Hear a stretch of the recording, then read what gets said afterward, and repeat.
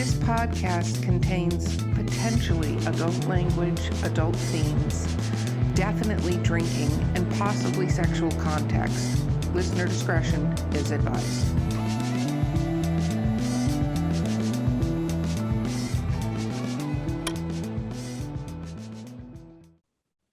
That still throws me off every time. Recording in progress. Okay, welcome to Drinking with Authors, the podcast. I am your host, Erica Lance. Co-hosting with me today is Valerie Willis. That's awesome. And our amazing guest today is the incomparable Michelle Cox. Woo! Okay, let's talk about what we're drinking here. So me and Val are actually technically two twinsies today. And we're drinking rum and Coke, which wow. Yeah, it's probably a terrible idea, actually. I'm going to be honest, this might be number 2. Yeah, it's probably not a good plan. Anyway, Michelle, what are you drinking? Well, I am a little bit more boring than that. I am drinking a Stella Artois. That's fancy. You even have it in a Stella glass. I know. Product We're like placement. college students. We're like, look, we got Stella glass. Yeah, you guys are probably drinking water in that. So I'm going to get like really drunk and you'll be like, no, see? Ooh, okay. Listen, we know at Drinking with Authors, we are authentic drinkers. That's good to know. Sometimes I drink is when I'm on the show, which is why I go down. I go. I think she's already whatever that means. Okay. So if We'll you're watch not for watching that. the YouTube version of the show, you don't know what the hell means, but we're not going to tell you, and you have to download that episode. Okay.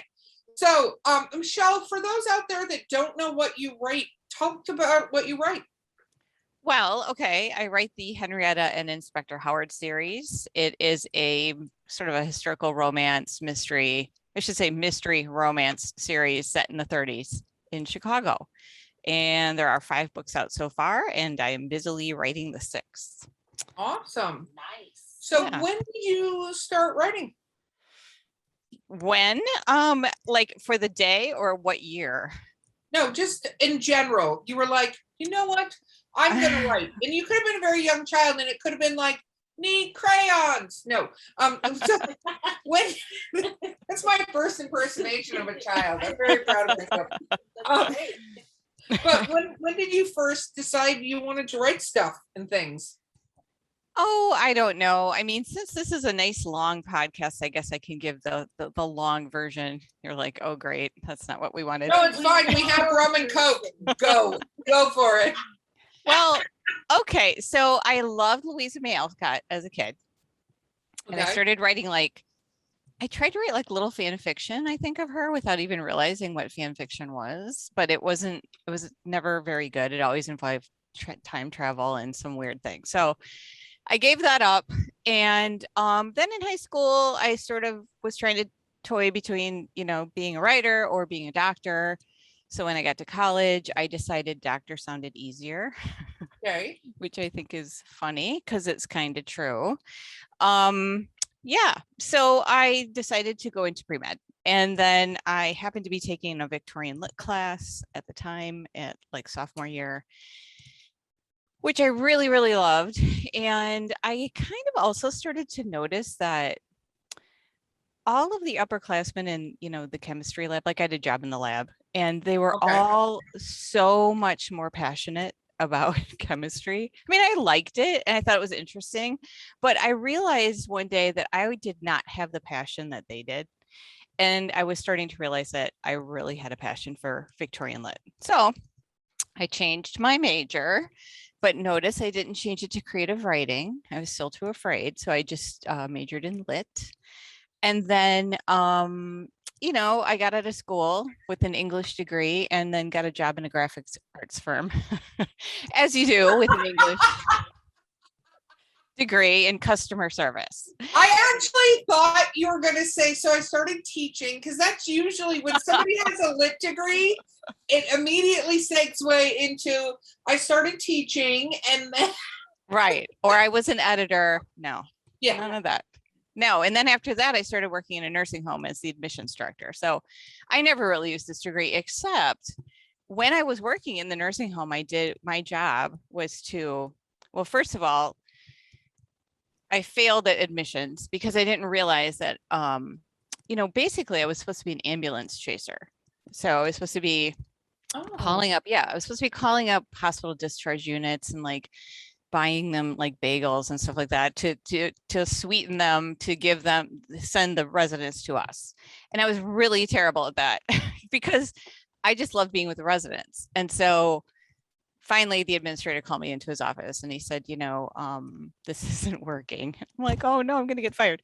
He's like, we're going to move you into social service. And that was great because then it was my job to write their stories, but I was only supposed to write a paragraph. Like, how do you sum up someone's whole life in a paragraph and stick it in the chart? So I would write these pages. I'd write pages and pages and pages. I would sit with people for like a week, maybe 2 weeks, and get their whole story. And then I would, write it, put it in the chart, and the staff loved it. They're like, "Oh my God, that was such a good one." I'm like, "I know, wasn't it?" So that I used a little bit of writing skill there. And then I got married and I became a stay-at-home mom, and that was it. So I gave up writing. Even though I wasn't really writing anyway. But I think that, this creativity was always trying to come out in some way. I was writing like cute birthday invitations and all this crap. So finally, when my oldest was diagnosed with ADHD as a sophomore in high school, I was still a stay-at-home mom. And I was doing all this volunteer work, and I'm like, what the hell? You're spending all this time with other people's kids, helping them or whatever. I'm like, your kids need you. Because then I thought the second one had something wrong with him too, because I started doing all this reading, and I'm like, oh my God, there's something wrong with all of us. Oh, please tell me you didn't get on WebMD. I have all the symptoms. Yes, we all had symptoms of lots of things. So anyway. God. I quit everything. I'm like, that's it. And that's really hard for me because I'm really a yes person. So I just quit. Right. And then I had all this time on my hands, because I got the tutors and medication and therapists and all this kind of stuff. So they got on track, or kind of on the path anyway, faster than I thought. So then I had this huge glut of time. And I thought, you can either go back to volunteering, you can get a real job, or you can maybe write this book that you've always secretly wanted to write. So I decided to write the book, and that's where it all started.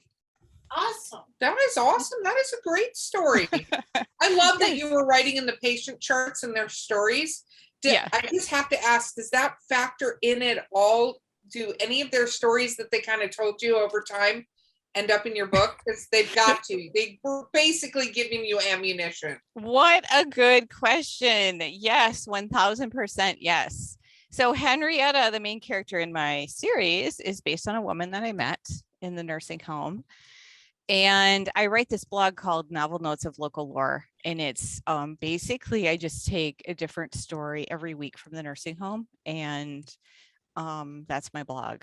And so the blog has its own following, separate from, people that follow my books. I mean, there's sort of some crossover, but the blog really has this devoted following that loves to read these stories every week. So definitely, I've written 2 standalone novels that I'm trying to get published, and those are also based on people from the nursing home. So yeah, it's great. That was so amazing. That's a great story. I love that story. Yeah, that's an interesting journey to go on. I know. And I tell like writing groups, like, if you are stuck for ideas, just go sit in a nursing home for a couple of weeks. And seriously, you will have more stories than you could ever use. So, yeah. I believe that. What about, so you have the 2, how old are your kiddos now, if you don't mind me asking?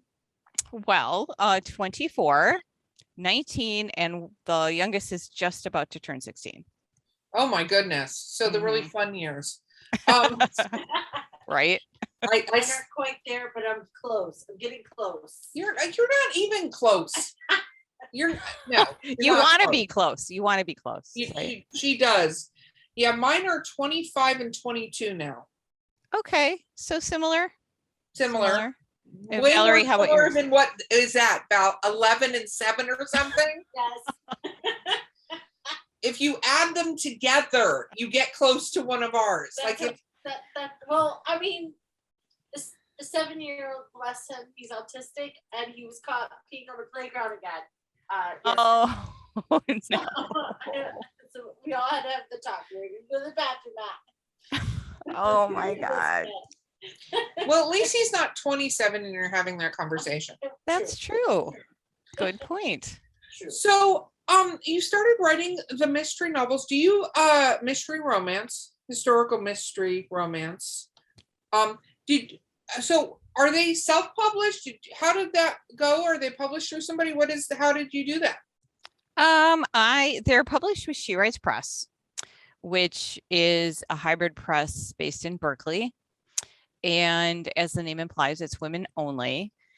So yeah, I mean, before I wrote the series, I wrote a novel that never got published, and I tried to go the traditional route with that. So I think I submitted to like, I don't know, maybe 200 agents, and I didn't even get a single nibble. So I realized I was obviously doing something wrong, and it turns out I was doing a lot wrong. But I went to the Writers Digest conference in New York because I thought, you know what, I've got to kind of get to the bottom of what I'm doing wrong. So I went to this conference, and I couldn't have been a more like newbie noob. Like I knew nothing about publishing, the book industry, you know, nothing like that. So it was all very fascinating to me. And the thing that really struck me is how negative, I mean, because, you know, I'm there and it's my dream, and, you know, and everybody around me seemed to be really negative about traditional publishing. Like, you know, it's impossible. You'll never get an agent. It's 1 in a million and all this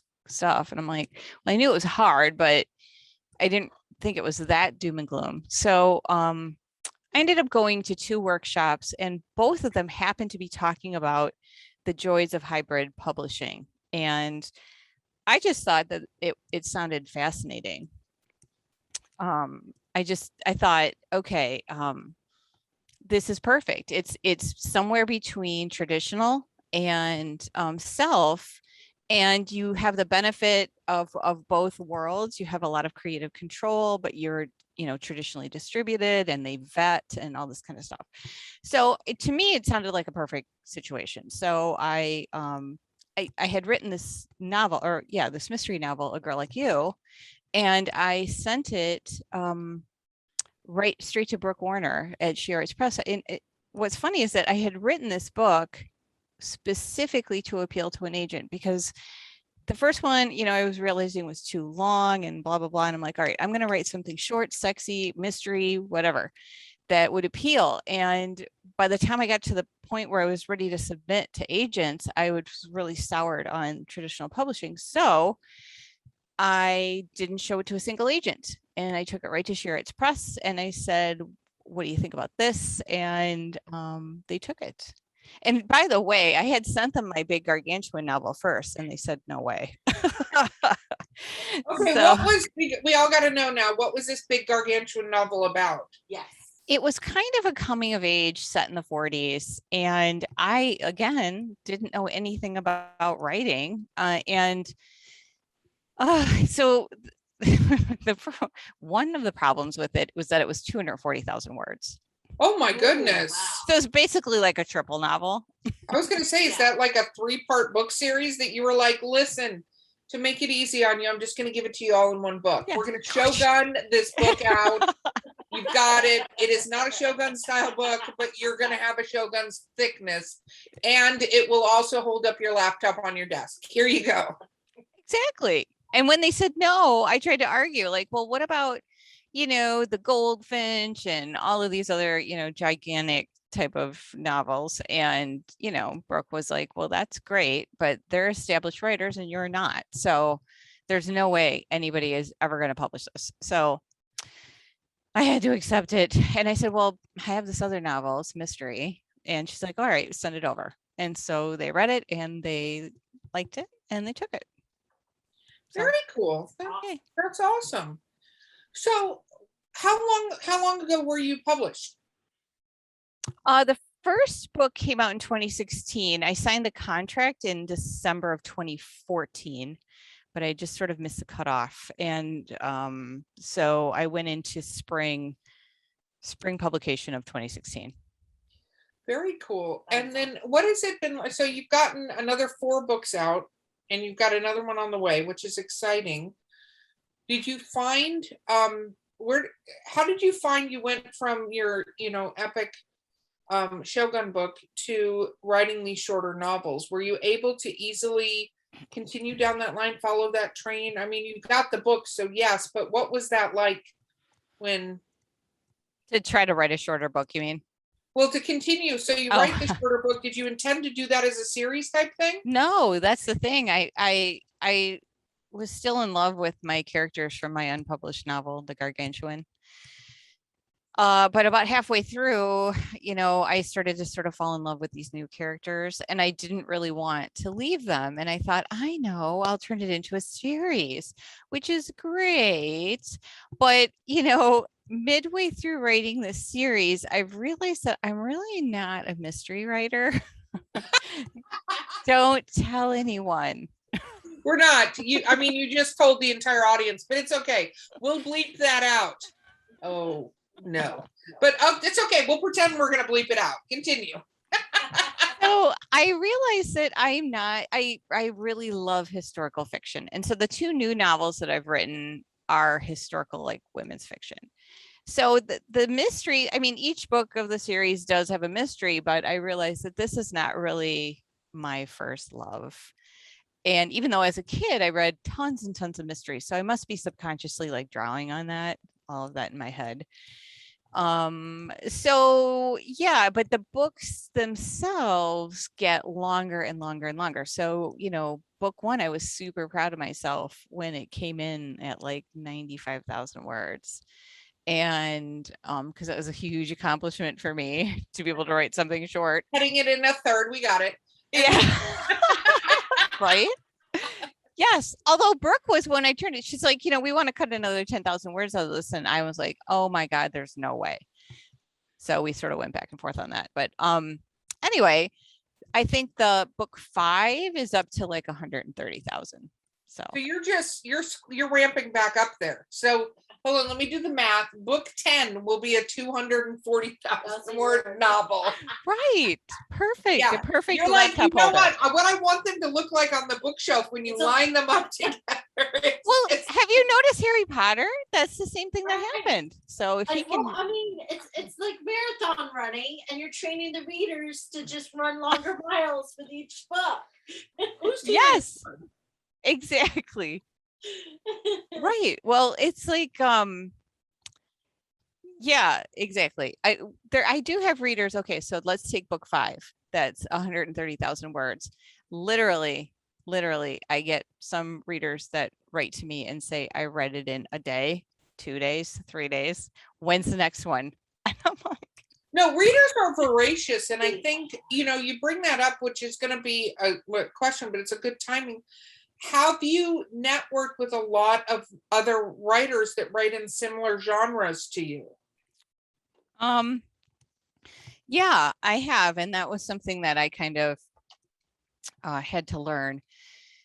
And conferences are good for that, because that's, where you sort of hang out. And there's one of the good things about writing mystery is that, unlike the other genres, they have a ton of conferences.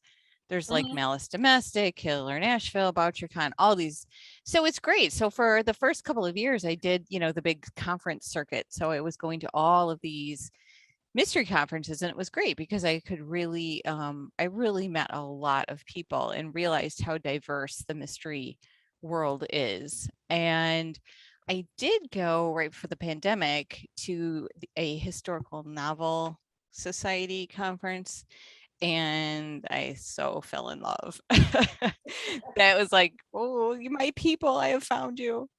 So yeah, I think it is important.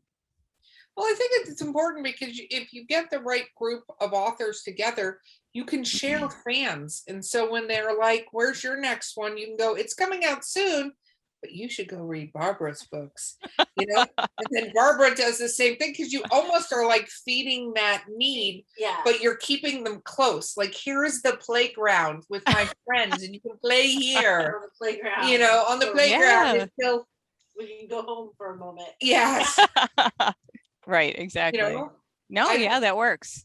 Yeah, absolutely. So, you're shopping around to other novels. What are the other novels about? Well, one is I'm trying to remember, it was so long ago now. One is called The Love You Take, and it follows three women in the 30s in Chicago, and one's a nurse at a home for bad girls, and one is a rich socialite whose husband has committed her to a home for depressed women, which really did happen back then because she lost her baby after birth. And the third is and this is where the true story part comes in. There's a mentally handicapped girl who comes into the home, and she is unable or unwilling to talk about how she became pregnant or who the father is. And so this nurse, who's just new at this, she's been fired from her more prestigious job, she starts trying to figure out what exactly happened to this girl. And so it all twists and turns. Wow. Very Yeah. cool. So, about writing that mystery stuff you talked about, what is the other? So, what is the other book about?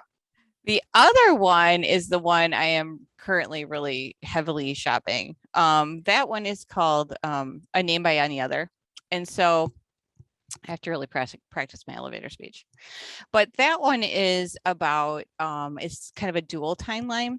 So one timeline starts out in the 1930s, and these two girls are being dumped in the Park Ridge School for Girls, which is a place for girls from broken homes. And so they're there, they don't know why they're there, they don't know why their mother doesn't show up, and it sort of follows them trying to fit into this world. And there's, you know, of course, the cruel overlord, matron type of thing. Then the other storyline is goes to the 1920s in southern Iowa, and this is all based on a true story. A young girl who's in like a coal mining town in Iowa, which I didn't know there were coal mines in Iowa. And a carnival comes through town, and she, the carnival barker, convinces her to run away with him. And so eventually the reader figures out that these two little girls are their kids, and the timelines meet in the 40s, and then it keeps going there. This mother-daughter thing, they're trying to sort of work it out, and it goes all the way until the 1960s. So Wow, That is awesome. that is very awesome. I've got a question for you, because you said back in college you fell in love with Victorian era history class, but it sounds like most of your books are about the 1930s. So why the 1930s of all times? that is such a good question. I love Victorian literature. It's probably the closest to my heart, and I think I've read almost every Victorian classic out there. But I write about the 1930s because of all of these stories that I heard in the nursing home. So all of these people kind of had their heyday in the 30s and 40s. And really, my attraction is really more towards the 40s. And that was what the first novel was, was set, that never got published. But when I started writing the mystery series, I set it in the 30s because the real woman that Henrietta is based on had a job at the World's Fair in 1933 in Chicago. And I really wanted to put that detail in there. So I thought, well, for one book, I can shift to the 30s. And then it turned into a series. And then you just moved there. So you were like, I'm going to go on vacation. I'm going to pack a backpack, not a big bag. And you're like, I'm never coming back. I'm good. I'm going to stay right here. Yep, I got it. It's good. Oh my God, that's awesome. Okay, we have to take a quick break, and we will be right back with Drinking with Authors. Sample locally sourced, quality distilled spirits in the beautiful Columbia River Gorge. At Skunk Brothers Distillery, we're family owned, brewing small batch grain to bottle spirits, just like our grandfather did back in the Prohibition era. From handcrafted bourbons and moonshine to flavored blends and cordials infused with local fruit. Join us for a tasting tour and buy Skunk Brothers spirits straight from the source. It's all in the family at Skunk Brothers Spirits, located in Stevenson, Washington. Valerie's constantly the reason we can't have nice things, but I know. You still love me though. You still love me. yeah, you guys are gonna have to watch the YouTube version of this to fully understand the magnitude of the idiocy on this particular episode. I'm gonna do this. Look, we just broke the fourth wall. I was just gonna say that. No. Okay. Us in Deadpool. Watch out, world. So, having kids and writing, when do you find time to write? Are they at school and you're like, I'm gonna write when they're at school? How does this work? Well, yeah. So pre-pandemic, I would get them on the bus and then I would start writing. When I first started writing, I had this thing in my brain where it's like, well, you have to finish all your housework first and you have to finish all the laundry and you have to do it and then you can write. Well, by the time I sat down and wrote, I mean, my brain was dead. So I'm like, all right, if you're going to be serious about this, you have to write first thing in the morning when your mind is really super crisp and clear. So I would get them on the bus they used to get on the bus at 6:50, which was nice. Not nice for them, but nice for me.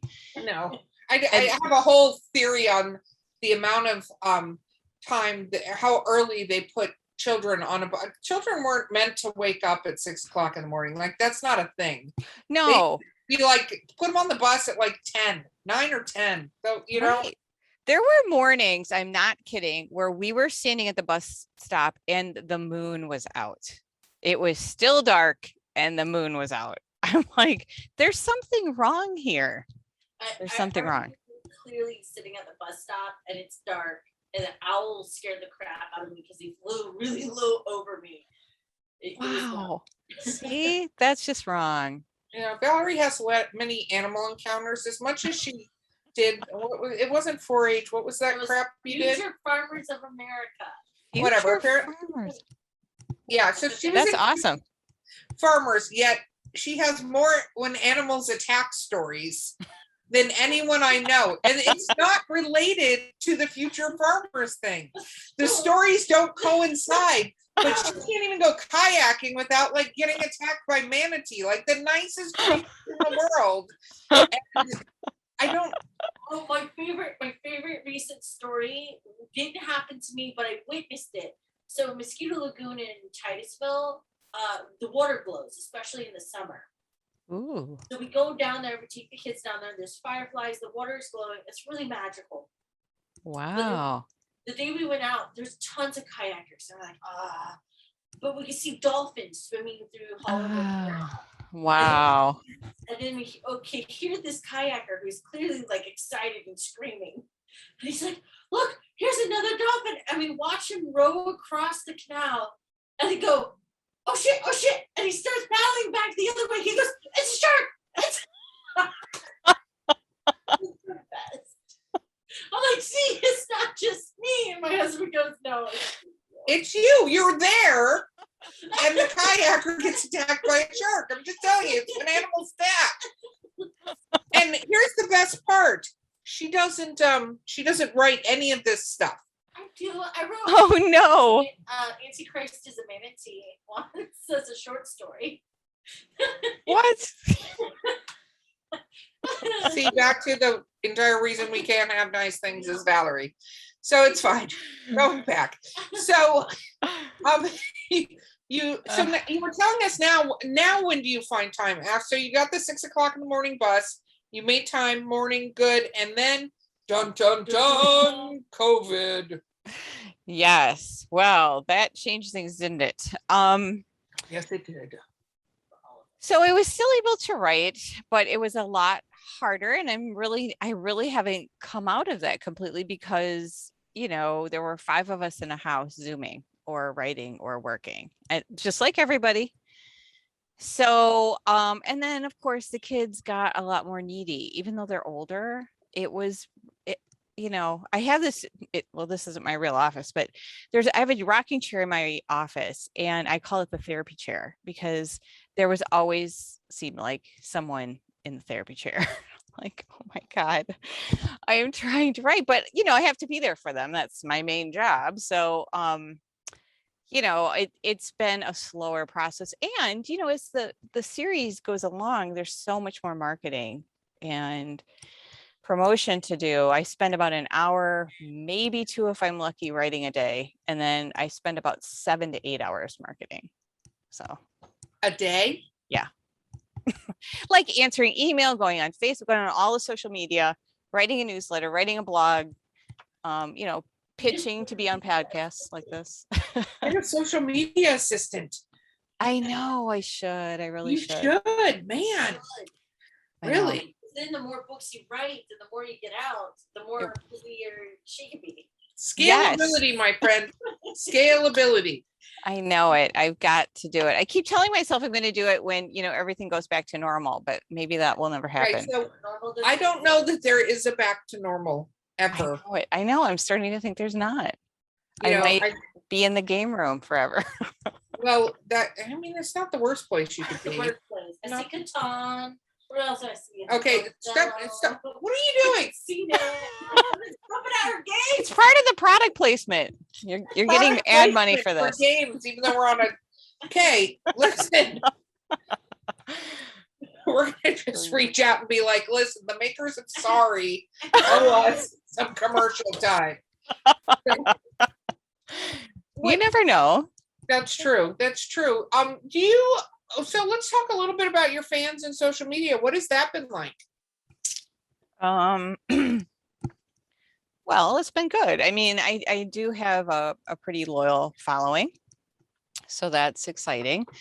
I sort of reached out to, I just, sent an opening email to anybody I knew on the earth when I first started, my kids is, preschool teachers, whoever. So I sort of developed a very small little core group, and, it has really grown. And I feel like people are, really rooting for me and hoping I'll make it someday. Like I'm a small town kid. So I think that's nice. Well, it's cool. When was the first time you got to meet a fan in person? That's a good question. Probably, I meet the whole first year or so, I would do book events, but I think, trying to get fans. So I don't remember specifically any fans coming up to me. I think the greatest story I have, or the first story I have about a fan is, I went to the Portland IBPA conference, the Independent Book Publishers Association conference. And so I went to, the Friday night cocktail party mixer thing. And so I walked in, and my publisher, Brooke Warner, was there. And she came up to me and she's like, "Oh, you're here." And I said, "Yeah." So I'm really nervous, and because I'm still kind of new. And she's like, "I just had the weirdest experience." And I said, "Oh, what?" And she's like, "I was in the elevator, and and there was a woman, and she said, 'Are you Brooke Warner?'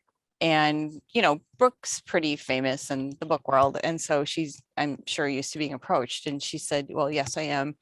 And expected her to say something about She Writes Press or whatever. And so the woman said, 'Do you publish Michelle Cox?' And she's like, yes, I do." She's like, "I'm her biggest fan. Is she going to be here today? And she's like, "Yeah, I think she is." So when Brooke saw me at the cocktail party, she's like, "You've got to meet this person." And so we spent the whole rest of the cocktail party looking for her, but we never did find her. But hopefully she really existed, and Brooke wasn't just telling me. Imagining it. So I met your number one fan in the elevator. You're right. I don't recognize her here in this room of people, but let's go find her. That's a weird Stephen King story waiting to happen, right? Right. Did Yeah. she or didn't she? Oh my God, that's awesome. Yeah, So that was fun. have you actually, so we just got a first time you meet the fan story without a fan actually being met. So that's new. It was a pretended fan. When was the first time you met one though? Probably a similar thing. I don't have a specific memory. What's fresh in my mind is right now is Printers Row. I just did Printers Row last weekend. That's the Lit Fest in Chicago. And that is pretty cool because I really do have fans that come up to me there. And it's great, because it's such an affirmation of, what you're doing. And one guy, which is weird that it was a guy because most of my women or readers are women. So this guy's like, I really love your novels, and can you give me your autograph just on a piece of paper? He's like, all my books are at home. And I'm like, sure. So I signed a piece of paper for him, and then the next day he shows up again, and now he's got all of his books, and he's like, I just had to come back today. Can you sign all of my books? I'm like, yes. So that was really fun. So I think it's amazing. What about you? So now you've gone to these conventions. Have you run into people that you fangirl over because now you've met them? Oh, for sure. That's what the Historical Novel Society conference was all about, because those were all my like big heroes were there. And I'm like, should I go up to that? So, I mean, I can't really ask for their autograph, but I was like snapping pictures. So, yeah, it was fun. I was on the panel with one of mine, and it was fangirling over Patricia Briggs really hard, and I forgot to say my name. Oh no! And what is your name? Did you forget? Like, it's something. Wait, starts with a V. Well, I think that's the fun part about what we do as authors, and we get to do is that reciprocal, like, I'm very fortunate on this podcast, and how close are you gonna get to that camera? Just wiggling around, I gotta wiggle. And you were worried about the drinking, Michelle. Just throwing that out there right there. Okay. But we get the chance, I get the chance to meet people on every single podcast. Val gets a chance sometimes when she's co-hosting and stuff, but we get to meet amazing people like you. And then reciprocally, when we're at conventions and stuff like that, like Val was recently at Dragon Con, which was awesome. Ooh. And they were like, where is the Four Horsemen booth? Where's your guys', where's the Drinking with Authors booth? Like, where is it? And we didn't get in because they brought everybody back from the previous year because they didn't have one, in 2020. So all the 2020 vendors were 2021. They weren't accepting applications and stuff. But fans out there, we will be there. And it's just amazing. So she has this panel where she's forgetting her name with Patricia Briggs, and then 2 seconds later, somebody's like, where is the booth? I need to buy more of your books. And I'm like, I need to run the booth. I'm sorry, people. And so I love that part of it, and getting to meet fantastic authors that just, I think it's amazing. Yeah, I agree. And I think that that's something I realized with COVID that I really missed. One, I missed just networking. I mean, not only doing events and meeting readers, that's one part of it, but the other part that I didn't realize I would miss was actually being out, whether it's a conference or just meeting up with people, because they're, it's kind of a cliche now, but writing is a lonely business, and it kind of is. So it's so nice to be with other authors and just sort of, relate. No, I agree 100%. I think that's why your therapy chair was pretty full too, is that they're like, hi, I need a human interaction. You're the human in the house. I'm going to come sit next to the human. Yeah, because pretty much.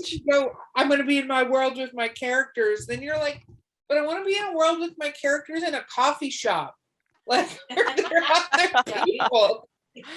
Yes, exactly. So what is you write mysteries, whether you like to or not. You write mysteries. how does that go for plotting and stuff? I don't write mysteries, so I'm not, you don't write mysteries, Val. Talk to us about writing mysteries. We don't write mysteries. What is that like, plotting out the dun dun dun? Well, I am definitely an outliner, not a pantser. I don't understand how some mystery writers can be pantsers. I literally know some mystery authors who do not know who the killer is until the end. That sounds impossible to me. So I start with an outline, and I have to know, what is the basic mystery? I mean, what are they trying to find out? And then how does it end? And then I start writing different scenes that is going to lead to that, and you have to have the red herrings, and you have to have, all of that kind of stuff and clues. But what helps me is that there's always a romantic subplot going on. So for the first 3 books, it was Clive and Henrietta, sort of a will they, won't they. And again, I didn't know anything about mystery writing, so I don't really follow the formula correctly. I also don't follow the correct romance formula.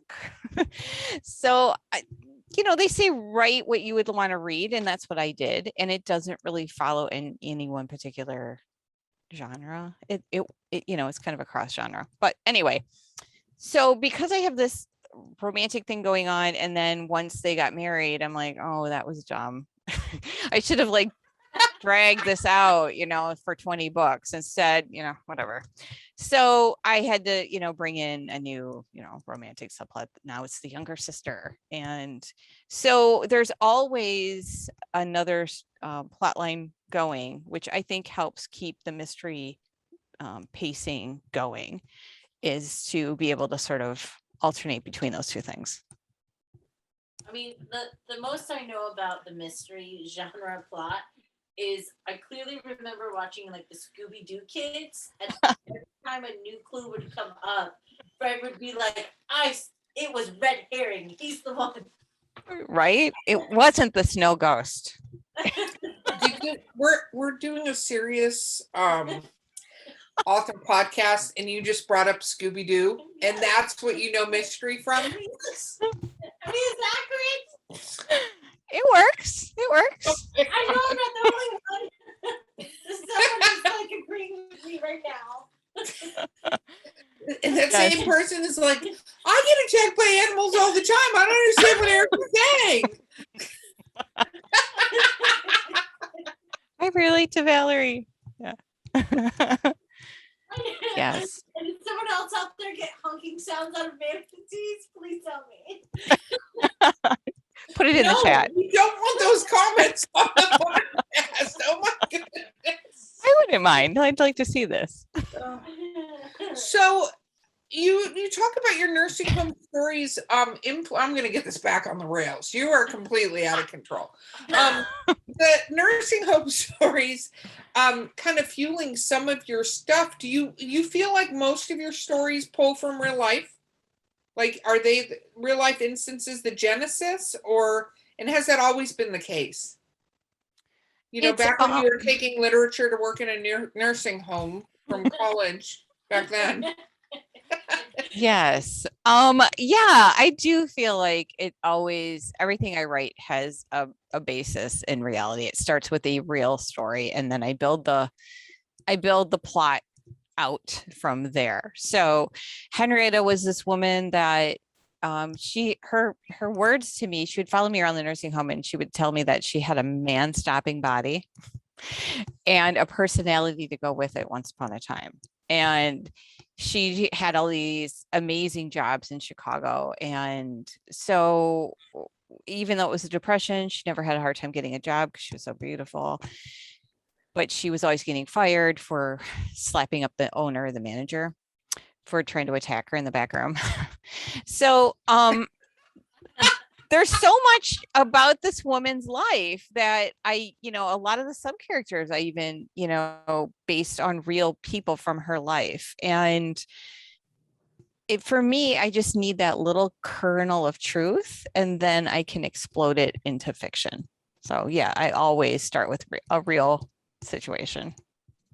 And then of course, I think all authors do this, right? You're always pulling from different people that you've met and weaving them into a character. So, Yeah, I always threaten to kill people in fiction. right? I really do. I'm like, go ahead, keep it up. I do HR for a living. Somebody asked me that actually like 2 days ago. They're like, when you get really mad at somebody, do you kill them in your books? And I'm like, yeah, just in my books. But that's it. Yeah, that's the only place. So I'm still here. well, that's because you're just violently entertaining, Valerie. Violently entertaining. Is there any genres when you were like, I'm going to creatively write for a living, and then didn't? Were there any things that you wrote back then, or were they similar? Like, did you start off going, you know what, I'm going to be a fantasy writer, and then George R. Tolkien went to the wayside, like whatever, George R. Martin? You mean when I was starting, to write like in 2012 or like as a kid? No, when you were in college and you were no, kind of taking that as a thing. No, I never creatively wrote. Nope. Because here's the thing. Oh, the thing. The thing is that we're gonna have a thing. Val, get your drink. We're having a thing. Okay, quick. So the So the thing is that I never thought I was a good enough writer. I just didn't have that confidence. And I thought I was a great essayist. So I'm like, oh, I'll be an essayist if I'm anything like, what does an essayist do? But that sounds fancy. Yeah, right. And does. I had that down to a T. I, whatever, aced that. But I never thought I could write something fictional or creatively. And okay, here's the real thing. Okay. Real things here, Val. Okay, the real thing. The real thing is I had this guy who was sort of a boyfriend, sort of a friend. And he thought that he was the world's greatest, writer on the planet. Right? Like most guys. Yeah. And that's definitely a thing. We're going to drink to that. Right, thing. right. Okay. Yeah, drink to that thing. So he's like, he's very patronizing. And he's like, you like a little pat on the head. You're a great, nonfiction writer, but I just don't think you could ever really write fiction. Now I'm a fiction writer, but the thing is he never wrote a single thing. And I fell for it. I believed it, but I was only 20. The great authors that talk about all the stuff they're going to do and then never do anything. Yes, he was one of those. The collection of people. Well, I'm sorry. On the next great American novel for the last 10, 20 decades. Yes, right? And it's going to come out any day now and instantly top the charts. If you want to subtly send his name, he can end up in one of my books.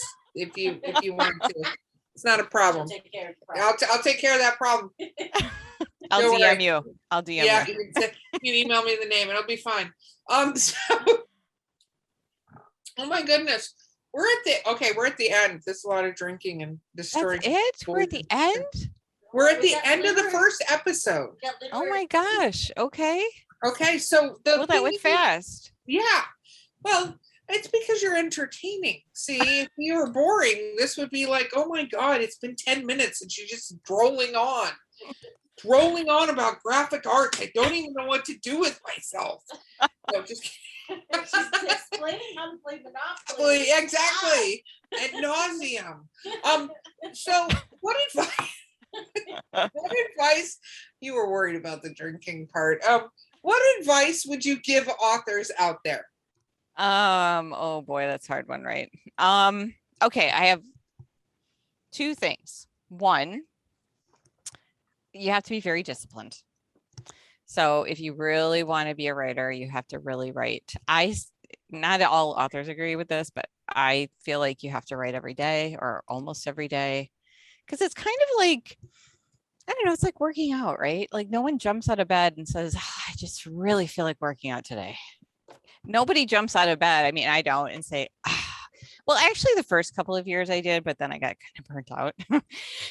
Where some days you just don't feel like doing it, but you have to do it, even if what you write is crap, because then you at least you have something on the page that you can, revise.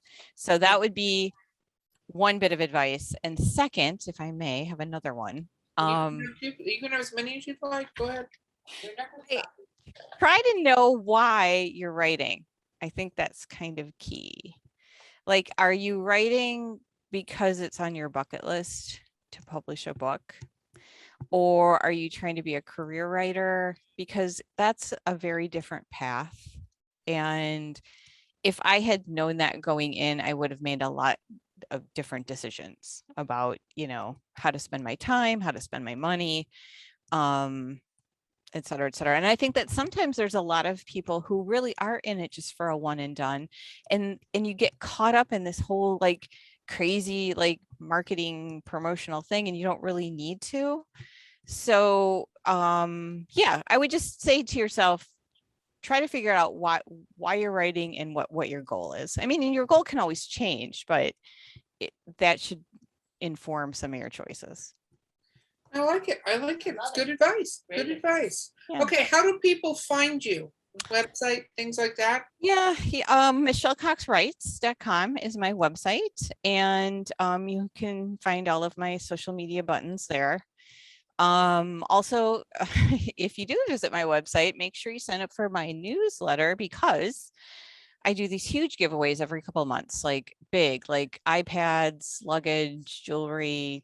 One time I gave Oh. away a trip, and it's for newsletter subscribers only. So for every giveaway, I just pick one subscriber. So that's been hugely successful. So make sure you do that. Yeah, well, me and Valerie are gonna sign up. I want a trip. I'm gonna sign up for the newsletter. That's definitely gonna happen, regardless.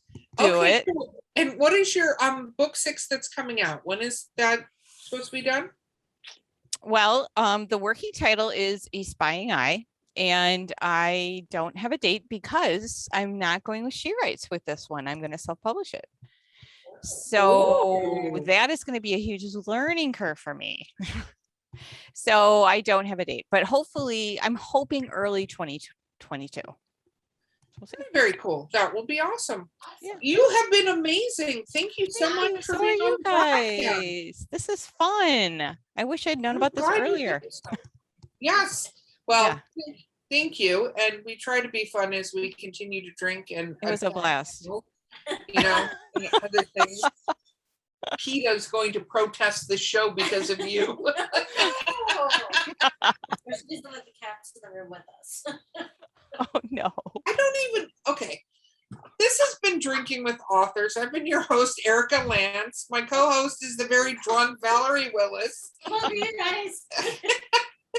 Our guest has been Michelle Cox, and we'll see you guys next time. Bye. Bye.